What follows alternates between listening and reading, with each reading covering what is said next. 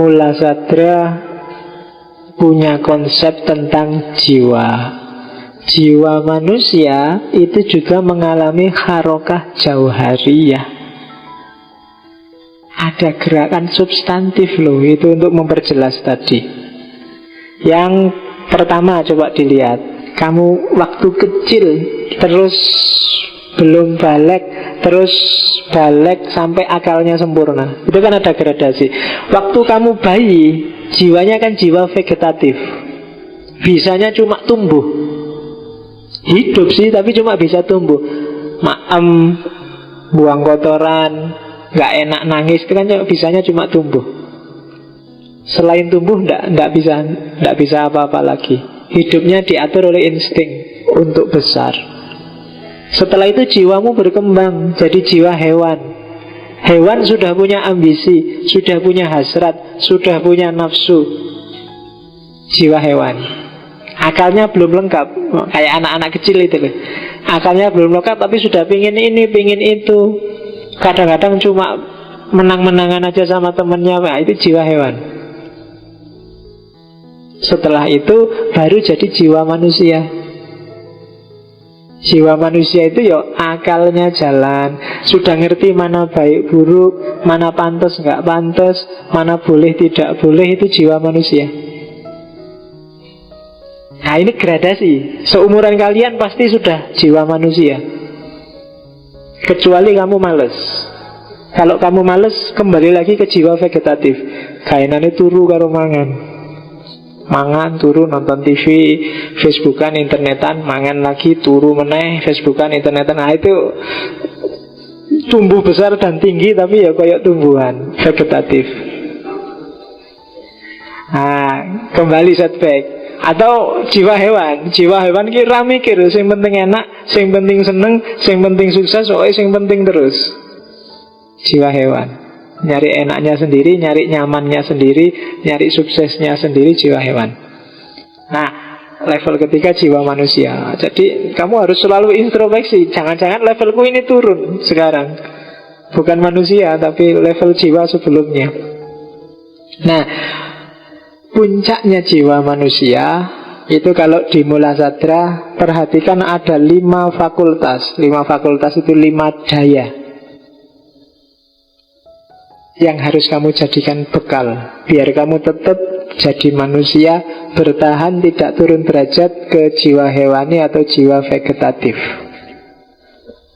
Yang pertama adalah sensus komunis, hissul mustarok atau common sense, kebenaran-kebenaran umum yang itu tertanam sejak kamu kecil sampai besar. Pasti sudah ada kebenaran-kebenaran umum itu. Jadi common sense dipahami bersama. Kalau kebenaran umum itu ya, kalau aku tidak makan seminggu pasti mati. Sensus komunis. Sama orang tua harus menghargai, itu kan umum, nggak perlu dipikir. Nggak perlu bikin seminar nasional untuk bahas kenapa ya kalau 6 jam nggak makan perutku keruyuk-keruyuk. Kok tidak usah, itu common sense. Untuk yang common sense kamu nggak perlu diskusi panjang-panjang. Semua orang juga sudah ngerti kalau kamu nggak makan-makan juga perutmu keruyuk-keruyuk. Nggak perlu lari ke perpus nyari referensi dulu, Pak, kebenarannya gimana. Ini nggak usah, kemantepan. Jadi sensus komunis, hisul mustarok, ngerti dewe kamu, nggak usah ditanyakan. Orang hidup juga selalu pasti ngerti itu. Kok aku deg-degan, Pak, dekat lawan jenis? Nggak apa-apa, itu hisul common sense sudah. Kamu ngerti sendirilah. Nggak usah nyari referensi, nyari buku, bikin seminar internasional, download video untuk belajar itu, nggak usah. Sudah ngerti sendiri kamu, nggak usah belajar. Oke, sensus komunis, alat pertama. Ini patokanmu. Kalau yang sensus komunis saja kamu masih belum paham, itu alamat. Jangan ngaku jadi orang dewasa. Hanya anak kecil yang nggak ngerti common sense. Anak kecil nggak ngerti common sense, pingin kencing aja di pojok situ. Tapi kan kamu kan ngerti, nggak boleh kencing di pojok situ. Dasarnya apa? Nggak usah tanya dasar, sudah ngerti semua. Apa-apa nggak usah ditanyain dasarnya, wis ngerti. Akalmu sudah jalan, itu common sense. Kenapa kau nggak boleh mukuli temen, Pak? Harus nggak usah cari dalil, harus ngerti dewe. Gitu aja kok kamu datang. Kita anti kekerasan. Ya harus paham itu common sense. Nggak usah panjang-panjang bahas anti kekerasan. Semua orang juga anti kekerasan. Wong yang melakukan kekerasan itu nganggapnya itu bukan kekerasan kok. Mungkin dianggapnya, oh ini pendidikan Pak, oh ini ketidakadilan Pak. Kan mesti gitu dia. Karena dia tahu kekerasan itu tidak boleh. Oke, Khisul mustarok, common sense. Yang kedua apprehension, waham, daya prediksi. Kamu harus punya. Kalau nggak punya daya prediksi, susah kamu jadi manusia. Karena aku mau perjalanan 1 hari 1 malam di atas bis, bisnya nggak berhenti, berarti harus siap makanan. Yang kedua siap botol aqua kosong. Loh, ya kan, kamu paham kan gunanya botol aqua kosong itu? Oh, bisa nggak mandek masalahnya. Itu kenapa kok kamu bawa gitu? Kamu punya daya prediksi, punya waham, gitu loh. Ngapain sih kok kamu sekarang kuliah serius-serius itu? Karena kamu punya daya prediksi.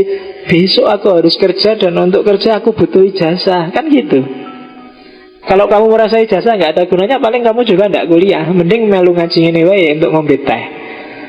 Nggak usah disuruh macam-macam bayar, daftar ulang, registrasi, ujian, tidak ada. Nah, mungkin gitu. Tapi karena kamu punya daya prediksi, ngaji secanggih apapun nggak dapat ijazah. Padahal besok masa depan dapat ijazah, tetap harus kuliah.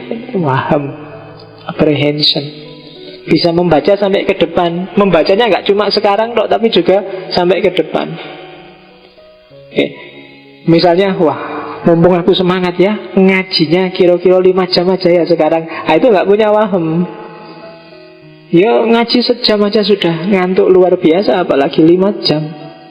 Nggak bisa memprediksikan, nggak bisa membaca yang lain, nggak bisa membaca ke depan. Itu daya waham. Kayak khutbah Jumat, nggak selesai-selesai. Nah, itu khotibnya, apprehensionnya perlu dipertanyakan. Daya prediksinya gimana? Nggak membayangkan jamaahnya yang selak kuliah, selak apa, khutbah sampai jam 1:15 misalnya. Wah, itu kan jamaahnya dehem-dehem juga nggak paham-paham dia. Iya. Oke, jamaahnya sudah gitu dia. Wah, nggak diurusi, dianggapnya seneng dehem-dehem itu. Terus kewae. Jamaahnya sampai pegang-pegang arloji. Wah, tambah semangat dia. Islam menghargai waktu, saudara-saudara. Ditambahi ceramah tentang waktu. Saya dowen sampai jamaah sampai gini-gini. Oh, nggak paham-paham tetap. Khitan itu memang sunnah dalam Islam. Tambah tema lagi. Oke. Nggak bisa membaca. Ada orang kedap-kedap gini, dia nggak bisa memprediksi karepe apa to kedap gue ya. Berarti daya wahamnya nggak canggih. Kayak kamu lagi, kan kadang-kadang kalau saya masuk kelas ada mahasiswa yang di depan lagi nulis-nulis apa di papan. Temannya, dosennya, dia cuek aja gitu. Begitu lihat, ada dosennya malu ya. Dia nggak paham. Kok coba tadi dia tanggap dehemnya temennya, dia bisa selamat. Karena daya wahamnya nggak canggih, dia kena wis. Fantasi. Kalau fantasi daya khayal. Jangan salah, daya khayalmu harus hidup. Kalau daya khayalmu mati, kamu gak akan jadi orang kreatif. Bahkan dalam banyak hal kamu akan kalah.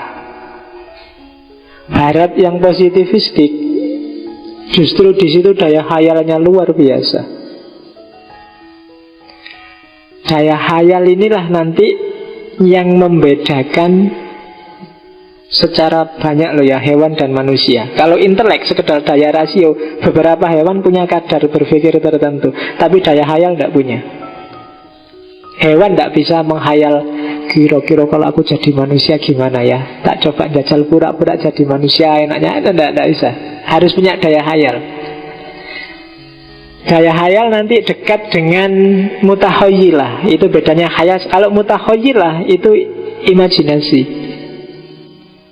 Kalau khayal itu bisa nggak ada dasarnya sama sekali. Kalau imajinasi itu menggabung-gabungkan pengetahuan yang selama ini sudah kamu miliki, kamu gabung-gabung jadi sesuatu yang baru. Itu imajinasi. Kalau khayal bisa ngawur sama sekali, tanpa perhitungan. Tapi juga penting. Kalau di Ibnu Arabi itu yang disebut creative imagination. Kamu harus punya daya imajinasi. Misalnya bentuk gelas kok kayak gini ya, itu kan pakai daya imajinasi dulu bikinnya. Yang zaman dulu mungkin nggak seramping ini, mungkin agak besar kayak ember, itu sekarang ganti kayak gini, mungkin dulu kan gitu. Loh, itu kan hasil karya imajinasi. Nah, begitu ini kok susah ya ngangkatnya, kalau tehnya panas gimana? Oh, dikasih pegangan. Nah, terus ada gelas yang ada pegangannya. Itu daya imajinasinya lebih tinggi berarti. Nah, itu khayal dan mutakhayilah. Orang perlu ini. Orang yang tidak punya daya khayal dan tidak punya daya imajinasi biasanya tidak bisa berpikir alternatif, kaku, skriptural, nggak bisa membayangkan yang berbeda, nggak bisa diajak berpikir analogis, dan itu berat. Biasanya orangnya ngamuan, tersinggungan. Iya. Kenapa? Cara mikirin delujur, lurus. Nada dasarnya kalau ngomong delujur. Tidak bisa diajak agak variasi dikit. Itu kemampuan imajinasi. Kalau diajak nonton film dia nggak tertarik, karena dia tahu film itu bohong. Diajak nonton film temennya nangis-nangis, dia alah gitu aja nangis, itu kan cuma adegan film, itu kan cuma bohong-bohongan, mesti gitu. Jadi creative imagination, mutakhayilah, dan memahami simbolisme sangat diperlukan dalam agama. Simbolisme itu kan memahaminya pakai daya mutakhayilah ini. Surga, neraka, siratal mustaqim, jin, setan, semua barang gaib yang tidak bisa diakses oleh panca indera, satu-satunya pintu masuk kita adalah imajinasi dan khayal. Kalau nggak pakai itu kita nggak akan ketemu. Oke. Dan yang terakhir, ada memori. Memori itu hafalan, ingatan itu penting. Kalau manusia nggak punya daya zakiroh, daya memori, wassalam. Kamu nggak ingat kalau hari ini ngaji, kamu nggak ingat bahwa kamu itu posisinya di sini santri, bahwa kamu yang di ngajiin, bahwa saya yang ngaji misalnya. Terus lali kamu duduk di sini, kenapa lali? Oh, tak anggap saya yang ngisi, oh, ternyata bapak tuh kan, you know. Berat itu kan. Kalau kehilangan imajinasi, kamu bisa jadi orang kaku. Kehilangan memori, wassalamualaikum sudah. Ya kan? Sudah selesai. Duh, orang gila itu kan sebenarnya bisa mikir. Satu-satunya yang hilang memorinya. Ya kan, dia rasional juga. Wong kalau jalan ya di pinggir jalan kan dia ngerti, karena kalau di tengah ketabrak terus dia, itu kan daya berpikir itu. Mau anggap orang, coba lihat orang gila kan mesti melakukan yang pinggir, terus kan gitu. Imajinasi ya kadang-kadang punya imajinasi. Nggak punya celana ya kadang daun plastik resek dipakai loh. Itu kan daya imajinasi yang tinggi itu kan. Satu-satunya yang dia nggak punya cuma memori. Jadi lupa tadi kalau sudah pakai kresek. Oke. Dan yang terakhir, mutafakkiro, daya berpikir, daya analisis. Ini daya-daya jiwa yang menentukan kita masih manusia apa bukan, yang harus dijaga. Kita harus gradasi dari vegetatif, hewani menuju 5 daya ini. Di situ kuncinya dayanya manusia.